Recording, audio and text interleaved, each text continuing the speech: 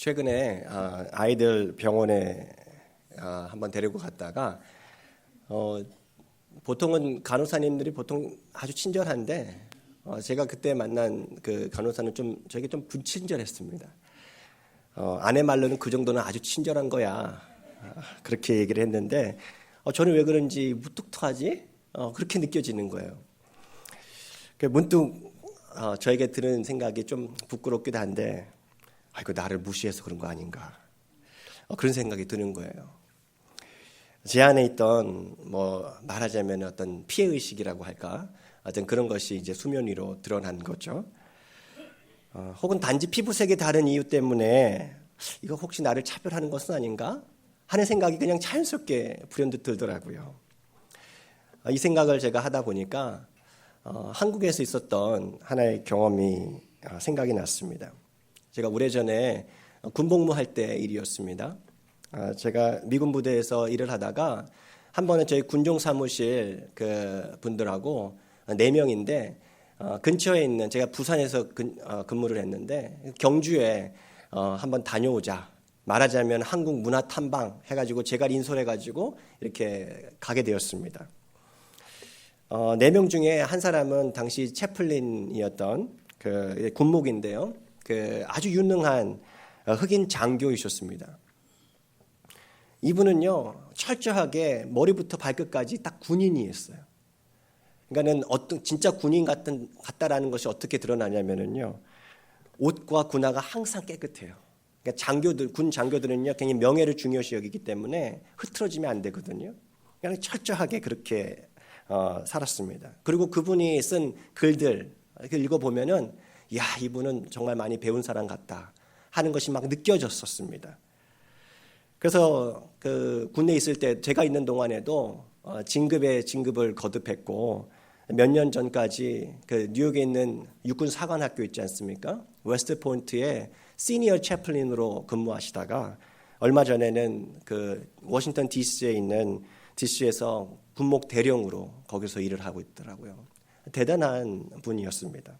그런데 그 20년 전의 경주 견학 중에 어떤 일이 있었냐면요, 한 초등학생쯤 돼 보이는 아이들이, 한국 아이들이 저희들을 보고 어떻게 했겠어요? 막 달려오는 거예요. 막 웃으면서 놀려대기 시작했습니다. Hi, hello 하면서 이제 무리를 지어서 막 왔다가 도망쳤다가 막 이렇게 하는 거예요. 막 신기했던 것 같아요. 단지 한국에서 배운 영어를, 그 학교에서 배운 영어를 막 사용해 봐야겠다라는 그런 것만은 아니었던 것 같아요. 왜 그랬냐면 흑인을 비하하는 그 말들을 막 쏟아내기 시작했습니다. 제가 어떻게 했어요? 옆에서 너무너무 당혹스럽더라고요. 그래서 미안하다 하면서 이렇게 그 아이들하고 피해서 이렇게 다른 곳으로 갔었는데, 이제 그 일이 사실은 그 당시 자체는 저에게 큰 어떤 충격을 주지는 못했던 것 같아요. 애들이 다 그렇지 하는, 그렇게 넘겼는데, 한번 생각해 봤어요.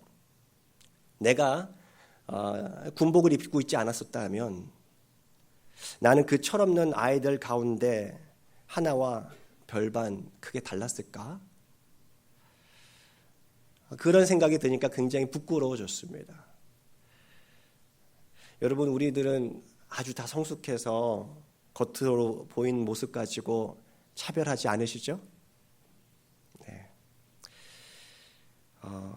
우리 작년 통계를 한번 보니까는요, 한국에서 체류하는 노동 허가를 받은 외국인 노동자들이 한 100만 명이래요. 그러니까는 한 200만, 전체 외국인들 한 200만 되는데 굉장히 많아진 수치입니다. 그런데 문제가 뭐냐면, 신문 기사를 제가 문득 읽었는데, 한국의 인종차별 상황은 심각해서 국가적 위기라고 유엔에서 한 보고 자료에서 이렇게 보고를 하더라고요. 우리가 그렇게 살다가 미국에 오지 않았습니까? 실제로 생각해 봤습니다. 가난한 동남아시아나 아프리카에서 온 사람들을 우리 한국 사람들이 얼마나, 내 모습은 얼마나 홀대하지 않았는가, 이게 룩다운해서 보지는 않았는가. 근데 미국에서 온 사람들도 유색 계열 미국인은 영어 학원에서 받아주지 않는다고 하더라고요. 그게 한국의 현실이었다는 거죠. 미국에 사는 우리들은 어떻습니까? 정반대로 미국에서 사는 저희들은요, 한인들은, 코리안 아메리칸은요, 굉장히 소수 아닙니까? 사실 저는 별로 좋지 않아요. 얼굴이 노랗지도 않은데 왜 옐로우 피플이라고 하는지, 왜 옐로우, 아주 저는 이해가 안 됩니다. 아직까지. 근데 미국에 와서 이제 그렇게 들리는 거죠. 2018년 기준으로 보니까 한 코리안 아메리칸이 한 180만 정도 된대요. 이 미국 안에서 몇 퍼센트냐면은요, 0.6%, 1%도 안 돼요. 앞에서 제가 말씀드렸던 그 경험은요, 한 번쯤 사실 그런 경험 한 적이 있지 않으세요? 단지 피부색 때문에, 언어 때문에 왠지 차별을 당했다라고 하는 그런 그 씁쓸한 느낌, 기분 좋지 않은 느낌, 그런 경험 당하면 굉장히 억울하지 않습니까? 굉장히 기분이 상해요. 그런데 오늘 말씀을 제가 읽으면서 그 당시에 살았던 그 유대인들이 이방인을 대하는 태도가 다 그랬다라는 거죠. 유대인으로 태어났던 사람들은요, 하나같이 우월의식이 있었어요. 그들의 세계관은 아주 독특합니다. 세상에는 두 종류의 사람들만 있는 거예요. 어떤 사람들이죠? 유대인, 이방인. 다른 종은 없어요. 유대인 아니면 이방인이에요. 그런데 제가 찾아봤어요. 유대인 인구는 얼마나 되나? 전 세계 1,500만 정도밖에 되지 않아요. 전 세계 인구의 0.2%. 아마 당신은 훨씬 적었을 건데, 그렇게 소수가 다수인 99.8%를 마치 왕따시키는 거 아니에요? 내가 당신들보다 훨씬 더 우월한 사람들이야. 당신들하고는 밥도 같이 안 먹을 거야. 그렇죠? 당신들이 있는 집에는 나 들어가지도 않을 거야 하면서 왕따시키고 있는 거예요. 말하자면. 그러면서 이방인들과 자신들을 구분해주는 가장 중요한 잣대가 있었는데 그것은 다름 아닌 율법, 다른 말로 하면 전통이라고 하는 것이었습니다. 그 전통 중에서 오늘 말씀에 나오는 할례는요, 유대인들이 오랫동안 지켜온 가장 중요한 율법 중, 의식 중에 하나였습니다. 여러분, 할례가 다 뭔지 아시죠? 남자아이가 태어나면, 유대인 남자아이가 태어나면 만 8일 만에 남성 성기 표면을 잘라내는 의식, 이것은요, 유대인들에게는 단지 위생적인 것을 위한 것만이 아니었다라는 사실이에요.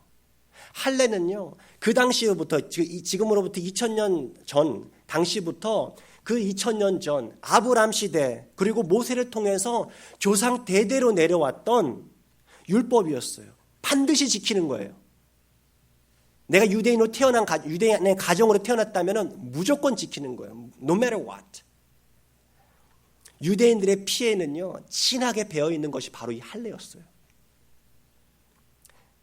유대인들에게 이 할례 의식은요, 우리는 하나님의 백성이야 하는 그 바로 정체성이 바로 할례에 있었습니다. 그런데 그것을 포기하면 어떻게 되는 거예요? 두려웠습니다. 이거 할례 포기하면 그 뒤에 이어서 성전도 포기하라고 하는 거 아니야?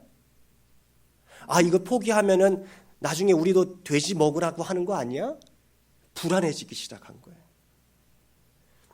유대인들에게 이 할례는요, 포기할 수 없는, 양보할 수 없는 마지노선이었어요. 한마디로. 문제는 누구였는가? 이 유대인 가운데 예수 그리스도를 믿어서 구원받은 그리스도인이 되었던 사람들이 문제가 되었어요. 그런 사람들을 가리켜 오늘 말씀에는요, 바리새파 유대인이라 이렇게 칭했습니다. 이 사람들이 자기네들이 구원받는 것은 당연했는데 시간이 지나니까 저 멀리서 유대인이 아니었던 사람들이 구원받았다라고 하는 얘기가 자꾸 들어오는 거예요. 그러니까 이 사람들이 의심의 눈초리를 생각하기 시작했습니다. 아니, 저 사람 그럼 할례 받았어? 저 사람 율법 지키고 있어? 하는 생각이 들은 거예요. 그런데 이 오늘 15장의 이야기는요, 이미 사도행전 11장에서 이미 해결된 문제였어요. 사도행전 11장에 무슨 이야기가 나옵니까? 로마 백부장 고넬료 가정이 구원받는 얘기가 나옵니다. 당시 이방인이었던 고넬료와 그 가정에 들어가서 함께 식사하고 복음의 말씀을 전해서 그들을 믿게 했던, 예수 믿게 했던 장본인이 누구죠? 베드로였습니다. 베드로가 누구예요? 예수님의 수제자이면서 유대인 아니었습니까? 그래서 당시 베드로의 그 충격적인 행보에 대해서 예루살렘 교회는 베드로의 그 간증을 들으면서 이렇게 결론을 내린 바 있습니다. 11장이에요. 사도행전 11장 말씀. 제가 한번 읽겠습니다. 그런즉 하나님이 우리가 주 예수 그리스도를 믿을 때 주신 것과 같은 선물을 그들에게도 주셨으니 내가 누구이기에 하나님을 능히 맡겠느냐 하더라. 우리 18절 같이 한번 읽겠습니다. 시작. 그들이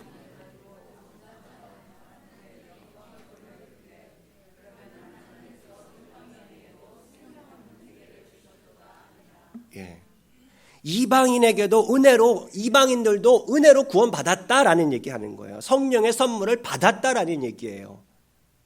이미 끝난 문제인데 오늘 또다시 불거져 나오는 거예요. 무슨 얘기냐면요. 아니, 다시 생각해 보니까 그건 아닌 것 같아. 어떻게 할례를 안 받은 사람이 구원받을 수 있어요? 이거 뭔가 좀 바뀌어야 되는 거야. 이제 그렇게 반론을 제기하기 시작한 거예요. 근데 그것이 어떻게 시작이 되었는가 보니까 다수가 이방인 성도로 구성된 안디옥 교회에 유대로부터 어떤 형제들이 와가지고, 말하자면 바리새파 크리스찬들이 와가지고 순회 교육을 시켜주는 거예요. 아니, 너희들 세계 최초로 선교사를 파송했다고? 부흥하고 있다면서? 근데 내가 제대로 교육시켜 줄 테 하니까 바로 들어봐 하는 그런 분위기였어요. 근데 어떤 가르침이었는가? 제가 이렇게 바꿔봤습니다. 여러분들, 예수 그리스도를 믿어서 구원받았다고 하는데 그것만 가지고는 부족합니다. 모세의 율법대로 할례를 받아야 진짜 구원을 받는 거예요. 아니, 이거 들어보니까 이거 수천 년 동안 내려오는 이거는 우리도 해야 되는 거 아닌가 솔깃했어요. 막 자신의 그 예수를 믿어서 구원받는 그것이 이제 흔들리기 시작하는 거예요. 이거 어떡하는가. 바울과 바나바와 적지 아니한 다툼이 있었다 얘기합니다. 이들은 물러나지 않은 거예요. 그래서 역사상 최초의 기독교 공회인 오늘 사도행전 15장 예루살렘 공회가 개최가 된 것입니다. 예루살렘 공회는요 굉장히 중요합니다. 왜냐하면요 거기에서 우리 구원의 향방 그것이 결정됐기 때문에 그렇습니다. 긴 회의 끝에 다시 한번 베드로가 일어나서 얘기합니다. 자신이 경험했던 부정할 수 없던 그 경험, 그냥 터무니없는 경험이 아니라 예수 그리스도의 가르침에 철저히 기초했던 경험을 바탕으로 다음과 같이 선포합니다. 9절하고 11절 말씀, 오늘 중심 말씀인데요. 같이 한번 읽어보겠습니다. 시작. 믿음으로 그들의 마음을 깨끗이 하사 그들이나 우리나 차별하지 아니하셨느니라. 11절. 그러나 우리는 그들이 우리와 동일하게 주 예수의 은혜로 구원받은 줄을 믿노라 하니라. 여기서 중요한 표현은요 9절의 믿음으로, 11절의 주 예수의 은혜로입니다. 믿음과 은혜에 반대되는 말이 바로 할례, 즉 율법이기 때문에 그래요. 다른 말로 하면 행위입니다. 에베소 교회에 보내는 편지에서 바울은요 구원에 대해서 이렇게 적고 있습니다. 우리가 암송하고 있는 말씀일 텐데 우리 에베소서 2장 8, 9절 한 번 더 같이 큰 목소리로 읽겠습니다. 시작.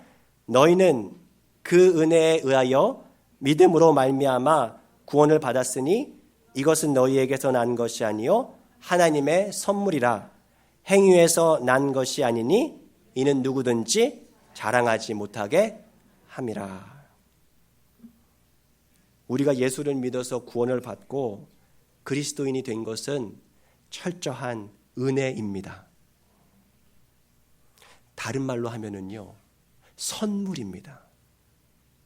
예수 믿는데 이 은혜의 복음, 이 선물의 개념을 우리가 깨닫지 못하면은요, 예수 헛 믿는 거예요. 선물은요, 내가 일을 열심히 해가지고 받는 대가가 아니에요. 거저 주는 거예요. 내가 유대인으로 태어나서 할례를 받았기 때문이가 아니라, 내가 음식을 남들과 구분해서 먹기 때문이 아니라, 내가 또 율법을 더 잘 지키기 때문에 구원받는 것이 아니라는 거예요. 오늘날로 말하면 어떻습니까? 내가 다른 사람보다 성경을 더 많이 안다고 해서, 내가 다른 사람보다 더 기도를 더 잘한다고 해서, 내가 다른 사람보다 더 많은 시간 봉사한다고 해서 남들과 구별된 더 깨끗한 사람이 된 것이 아니라는 얘기예요. 그러한 모든 행위는요, 하나님의 은혜, 하나님의 사랑에 대한 응답으로 나올 뿐입니다. 말씀을 묵상하면서 지난 몇 주 전에 한번 말씀드렸던 그 스가랴 3장에 나타나는 그 스가랴의 그 환상이 다시 한번 떠올랐어요. 혹시 기억하세요? 불에 그을린 나무 막대기. 그 모습이 우리의 모습이라는 거예요. 스가랴의 환상 가운데 대제사장 여호수아가 하늘 법정에 섰는데 옆에서 사탄이 계속해서 그의 모든 숨어있는 죄들을 고발하기 시작합니다. 너 자신을 좀 봐. 얼마나 추악하고 더러운지 좀 봐. 남들이 너를 몰라서 그렇지 너의 숨겨진 모습을 보면 똑같이 너를 생각할 것 같아? 이러고도 너가 그리스도인이야? 너가 집사야, 장로야, 목사야? 그런 정죄함이에요. 아무도 거기에서 반박을 못해. 여호수아 그 제사장도 반박을 못하는 거예요. 그대로 그 하늘 법정은 끝날 것 같았는데 어떻다고요? 스가랴가 이런 환상을 보았다 하지 않습니까? 불타는 속에 있는 나무 막대기를 하나님께서 재빨리 끄집어내시더라. 왜 끄집어냈다고요? 그 막대기가 하나님께는 귀한 막대기이기 때문에. 비록 막 타다 남아서 막 이 검은 재로 이렇게 그을리긴 했어도 하나님께서 소중히 여기셨기 때문에 타다만 막대기를 재빨리 집어냈다는 거예요. 우리가 율법을 잘 지켜서 거룩하게 살아서 택함 받은 것이 아님을 기억하실 수 있기를 바랍니다. 하나님께서는 우리가 죄인 되었을 때 우리를 은혜로 택해 주시고 거룩한 제사장으로 삼아 주셨습니다. 그래서 베드로전서 2장 9절에서 이렇게 말씀하고 있지 않습니까? 우리 화면이 준비가 되나요? 같이 읽겠습니다. 시작. 그러나 너희는 택하신 족속이요, 없는가 봐요. 왕 같은 제사장들이요, 거룩한 나라요, 그의 소유가 된 백성이니. 무슨 얘기를 하고요? 너희는 택하신 족속이다. 왕 같은 제사장들이다. 거룩한 나라다라는 거예요. 여러분과 저는 불에 그을린 나무 막대기입니다. 우리 다시 한번 사실 부끄러운 고백이지만 옆 사람에게 다시 한번 리마인드 해주기 위해서 다시 한번 우리 한번 고백해 볼까요? 나는 불에 그을린 나무 막대기입니다. 그 고백을 늘 기억하며 살 수 있기를 바랍니다. 여러분 한번 생각해 보세요. 불 속에 들어가 있는데, 불 속에 들어가 있는 나무 막대기 신세인데 색깔이 하얗면 어떻습니까? 좀 검으면 어떻습니까? 좀 노랗면 어떻습니까? 무슨 상관이에요? 유대인이든 이방인이든 무슨 상관이 있습니까? 우리들은요, 그렇게 오직 믿음으로, 오직 주 예수의 은혜로 구원받은 사람들인 줄로 믿습니다. 여러분 그렇다면 이 사실을 믿는다면 자랑할 것이 있어요, 없어요? 자랑할 것이 있어요, 없어요? 없어요. 하나님께서는 유대인이나 이방인들을 오늘 말씀해 보니까 차별하지 않으셨다라고 얘기를 하십니다. 유대인들은 그렇게 차별했는데 하나님께서는 아니야, 너희들 내 앞에서 너희들은 똑같아. 이 차별한다라고 하는 말을 찾아보았습니다. 헬라어로 디아크리노라고 하는 그 말을 번역한 말인데, 디아라는 단어는 뭐냐면 앞뒤로 철저하게라는 뜻이에요. 근데 크리노는 뜻이 뭐냐면 판단하다예요. 이 두 단어가 합쳐져서 디아크리노네요. 무슨 말입니까? 어떠한 것을 앞뒤로, 뒤로 보고 앞으로 보고 옆으로 봐서 철저하게 판단하는 거예요. 왜요? 분리해내기 위해서, 구별해내려고 하는 게 바로 이 디아크리노라고 하는 단어예요. 언제 쓰였나 보니까는요, 야고보 사도가 초대교회 어떤 공동체에 이상한 현상이 발견되는 걸 보면서 이 단어를 씁니다. 야고보서에 나타난, 2장에 나타난 이 현상이 어떤 현상인 줄 아세요? 예배를 드리기 위해서 성도들이 모였어요. 회당에 모였는데, 아니, 차별하기 시작하는 거예요. 야고보서 읽어보신 분 혹시 기억나세요? 뭘 갖고 차별한 줄 아세요? 예, 부자인가 가난한 자인가. 돈을 기준으로 해서 차별하는 거예요. 어떻게 부자인지 가난한지 압니까? 아까 이미 하셨어요. 저 금가락지인지 그냥 허름한 남루한 옷을 입었는지. 말하자면 이 디아크리노 한 거예요. 계속해서 관찰하는 거예요. 저 사람이 어떤 옷을 입고 있는가? 오늘날로 따지면은 어떤 액세서리를 메고 있는가? 무슨 뭐뭐뭐 하는 그런 메이커를 입고 있는가? 그러한 가방을 들고 있는가? 그러한 차를 타고 있는가? 자세히 관찰하는 거예요. 무슨 목적으로? 차별하려고, 구분하려고. 부자는 좋은 자리에 어서 오세요. 가난한 사람은 저 말석에, 아니, 거기 뭐라고 나는지 아세요? 서 있든지 말든지. 굉장히 기분 상하죠. 야고보 사도가 이렇게 얘기합니다. 너희끼리 서로 차별하며 악한 생각으로 판단하는 자가 되는 것이 아니냐. 여러분, 예배당에 들어오실 때는 세상에서 사용하시던 우리의 그 판단의 렌즈를 다 빼고 들어올 수 있기를 바랍니다. 예수 그리스도의 은혜로 구원받았다고 하는 그 사실, 우리 모두는 자격 없는 불에 그을린 나무 막대기에 불과하다고 하는 그 사실 외에 내 이름 앞에 있는 그 어떠한 호칭들, 타이틀 다 빼고 들어올 수 있기를 바랍니다. 왜 그렇죠? 그렇지 않으면 우리 역시도 오늘 말씀에 나오는 바리새파 사람처럼, 야고보 사도가 지적했던 초대교회 성도들처럼 얼마든지 사람을 겉모습만 보고 차별하는 잘못을 저지를 수 있기 때문에 그래요. 예수의 옷 위에 세상의 옷을 하나 더 입혀서는 안 될 줄로 믿습니다. 겉으로 드러나는 물질로 차별하는 것은요, 사실 우리가 잘 안 해요. 겉으로는. 왜냐하면 다 드러나는 거기 때문에. 눈에 보이는 것들은 잘 안 보이려고 합니다. 우리가 그런 모습을 갖고 있지 않습니까? 겉으로는 잘 안 드러내죠. 왜냐하면 그런 것들은 1차원적인 차별이에요. 노골적인 차별. 우리가 생각해도 누가 봐도 유치하다고 생각합니다. 근데 문제가 뭐냐면 사도 바울이 고린도 교회를 향해서 교회를 무너뜨리는 더 심각한 차별의 원인을 얘기하고 있는데, 그건 뭔지 아세요? 영적인 교만이에요. 그 영적인 교만을 꼬집을 때 똑같은 이 단어를 써요. 디아크리노. 고린도전서 4장 7절 말씀, 우리 화면 좀 같이 한번 읽겠습니다. 시작. 누가 너를 남달리 구별하였느냐? 내게 있는 것 중에 받지 아니한 것이 무엇이냐? 내가 받았은즉 어찌하여 받지 아니한 것 같이 자랑하느냐? 제가 공동번역으로 다시 한번 읽어보니까는요, 새롭게 다가오더라고요. 한번 그것도 있으면 같이 한번 읽겠습니다. 시작. 도대체 누가 여러분을 남보다 낫다고 보아줍니까? 여러분이 가지고 있는 것은 모두 하나님께로부터 받은 것이 아닙니까? 이렇게 다 받은 것인데 왜 받은 것이 아니고 자기의 것인 양 자랑합니까? 여러분, 우리가 자랑할 것이 있습니까? 없습니까? 없어요. 고린도 교회는 어떤 문제를 가지고 있었습니까? 겉으로는 하나의 교회였어요.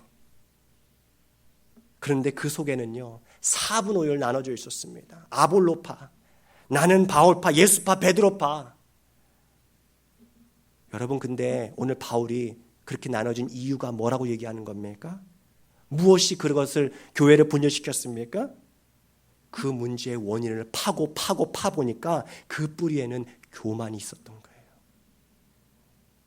영적인 교만입니다. 내가 속해 있는 그룹이 저 그룹보다 훨씬 더 나아. 내가 저 사람보다 낫다고 하는 그 교만이 나와 너를 구분해버리고 급기야는 교회를 균열시켜버렸다라고 하는 사실입니다. 여러분, 내가 가지고 있는 것 다 거저받은 거야. 다 은혜야. 라고 진정으로 우리가 고백하고 믿는다면 내가 옆에 있는 사람보다 하등에 더 나은 사람이라고 생각할 수 없어요. 이런 바른 구원관을 가진 사람은요, 어떨까요? 첫째도 겸손, 둘째도 겸손할 수밖에 없어요. 묵묵히 이런 사람들은요, 섬김의 수고로 자신의 구원받았음을, 은혜로 구원받았다고 하는 그 믿음을 증명해 보입니다. 지난 한 주 한 성도님께서, 죄송합니다. 코가 자꾸 막혀서. 한 성도님께서 제게 따끔한 충고의 말씀을 해주셨습니다. 그분이 저한테 이런 얘기 하시더라고요. 목사님, 제가 경험해 보니까 교회가 작을 때는 목사님들께서 겸손하시던데, 그래서 인사도 잘해줬는데 성도들이 많아지니까 목사님이 목이 굳어지는 것을 제가 경험하고 참 많이 실망했습니다. 여러분, 그런 경험하신 적이 많으세요? 네. 목사님은 그렇지 않았으면 좋겠습니다. 그래서 제가 한번 생각해 봤습니다. 우리 교회 성도님들 가운데, 아니 우리 교회가 얼마나 더 부흥이 되면 내 목이 굳어질 수 있을까?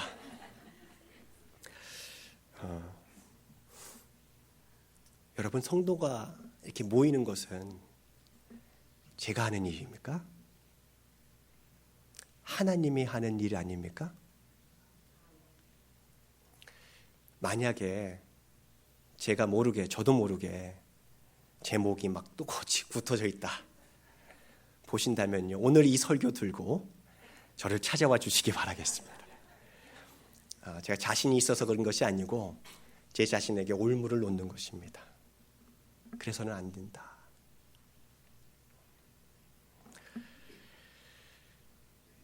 바나 리서치라고 하는 그 기독교 전문 조사 기관이 있습니다. 2013년에 이 북미 지역 노스 아메리카에 사는 그 자칭 스스로를 그리스도인이다라고 얘기하는 사람들을 대상으로 조사를 해봤대요. 그랬더니 충격적인 결과가 있었어요. 두 사람 중 한 명은요, 그 사람의 신앙 모습을 보니까 예수 그리스도의 모습이 아니라 바리새인적인 태도를 가지고 살아가더라는 거예요.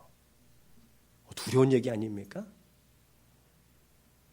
이 중에서 둘 중에 한 사람은, 우리 한 100명 정도 모여 있으면 50명은 굉장히 바리새적인 냄새가 난다라는 거예요.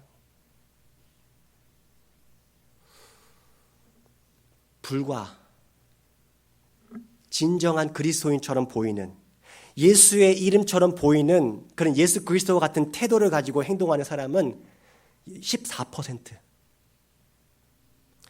우리 교회가 100명인데 제대로 신앙생활 하는 것 같은 예수님 닮아 보이는 그 사람은 14명밖에 안 된다는 얘기 아니에요? 여러분, 충격적인 수치 아닙니까?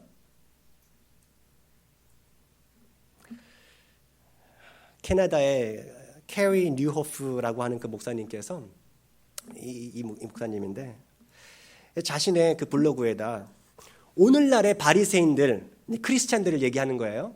오늘날의 크리스찬이면서 바리새인처럼 살아가는 사람들이 할 수 있는 말 10가지를 소개하면서 이렇게 칼럼을 쓰셨는데, 제가 몇 가지만 오늘 소개해 드리려고 합니다. 첫 번째가 이렇대요. 바리새인처럼 살아가는 사람은 만약 그가 성경을 나처럼 말았다면 그의 삶은 좀 더 나아졌을 텐데. 아니 뭐 성경 많이 읽는 게 뭐가 잘못입니까?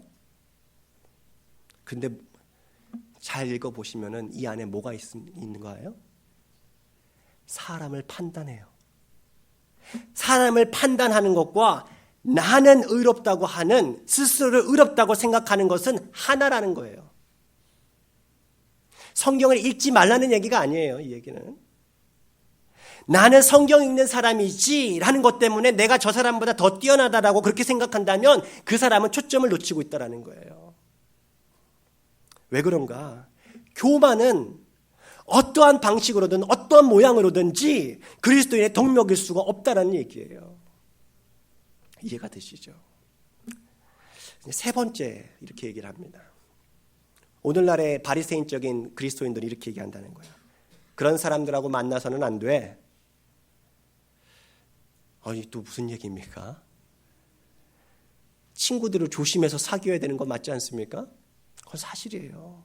우리는 분별할 수 있어야 됩니다. 그런데 우리 그리스도인들이 사실 저부터가 놓치는 것들이 있어요. 많은 교회에서 성장하지 못하는 이유가 뭐라고 얘기하는가?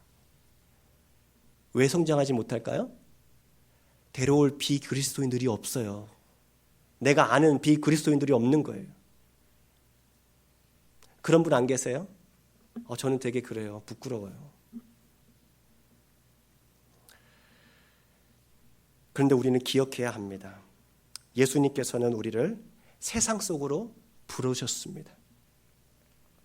너희는 세상의 소금이라. 그런데 이분이 이렇게 표현하더라고요. 아니 소금을 밀폐된 병에다만 두고 절대 음식에는 손대지 못하게 하는데 음식의 맛을 내려면 어떻게 하라는 거야?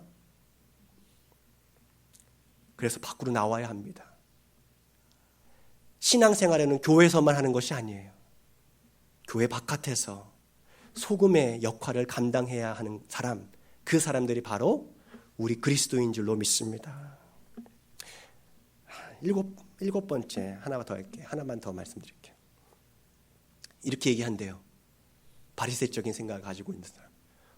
물론이지. 난 기독교인이야. 이 목사님이 팀켈러 목사님의 말을 인용하는데요. 뭐라고 얘기했는가? 한번 들어보세요. 종교적인 사람들은 물론 난 그리스도인입니다 라는 말을 반복해서 한다고 합니다. 그냥 질문을 받을 때 당신 그리스도인입니까? 라고 질문을 받을 때 물론이죠. 난 그리스도인입니다 라고 얘기한다는 거예요. 뭐가 잘못되었는가? 내가 기독교인이 된 것은 자신의 특별한 순종과 신실함이 있어서 된 것이다. 내가 특별해서 하나님의 은혜를 얻었다라고 생각하는 것은 치명적으로 잘못된 생각이라는 거예요. 그러면 제대로 진정한 그리스도인은 어떻게 대답을 해야 되는 거예요? 당신은 그리스도인입니까? 라고 물어봤을 때 어떻게 대답해야 됩니까? 네? 이런 식으로 대답을 한대요. 그러게요. 내가 기독교인이 되었다라고 하는 사실을 믿을 수가 없습니다. 하나님께서 그리스도를 통해서 어떻게 나와 같은 자에게도 은혜를 베푸셨는지 생각하면 저도 너무 놀랍습니다. 그래서 감사할 뿐입니다. 여러분 무슨 차이인지 이해가 되세요? 초대교회는요, 여러 부류의 사람들이 함께 모여 있었습니다. 한번 생각해 보세요. 딱 사람들끼리 모여놨는데 그 사람의 배경이 천차만별이었어요. 그 중에서는 소위 엘리트 종교인들로 분류되는 바리새인들도 있었고 서기관들도 있었을 거예요. 그런데 문제는 뭐냐면 이들이 바깥에서는 한 번도 눈도 마주치지 않았던, 경멸했었던 사람들, 무시했던 사람들, 예를 들면 가늠하다 걸린 여인, 귀신 들린 사람, 문둥병 걸린 사람, 저 사람은 사회 아주 밑바닥에 있는 그 사람이 같은 교회 안에 들어와 있는 거예요. 평생에 신학교육 한번 받아보지 않았던 하류층에 속했던 그 어부들이 대등한 존재로 교회를 구성하고 있단 말이에요. 그것은요, 그렇게 하나된 교회를 이룰 수 있다라고 하는 것은요, 그야말로 기적이었습니다. 어떻게 가능했다고요? 이방인들과 유대인들은 다르지 않다. 그들이 돼지고기를 먹든지 안 먹든지, 할례를 받았든지 안 받았든지, 세상적으로 부자였든지 가난하였든지, 성공한 자였다든지 실패한 사람들이었다든지 상관없이 오직 모든 사람은 오직 믿음으로, 오직 예수 그리스도의 은혜로 구원받는다고 하는 그 진리를 붙잡았기 때문에 초대교회는 하나가 될 수 있었습니다. 오늘 사는 우리 역시도 이 은혜의 복음을 붙잡을 수 있기를 바랍니다. 다시 한번 기억하십시다. 나는 불에 타다만 마른 나무 막대기입니다. 한번 해볼까요? 나는 불에 타다만 나무 막대기입니다. 그런 나를 구원해 주셨으니 참 놀랍지 않습니까? 하나도 안 놀라운 것 같아. 우리를 은혜로 구원해 주시는 예수 그리스도의 그 복음 안에서 하나됨을 누릴 수 있기를 진심으로 바랍니다. 다 같이 일어나셔서 우리 찬양으로 고백하겠습니다.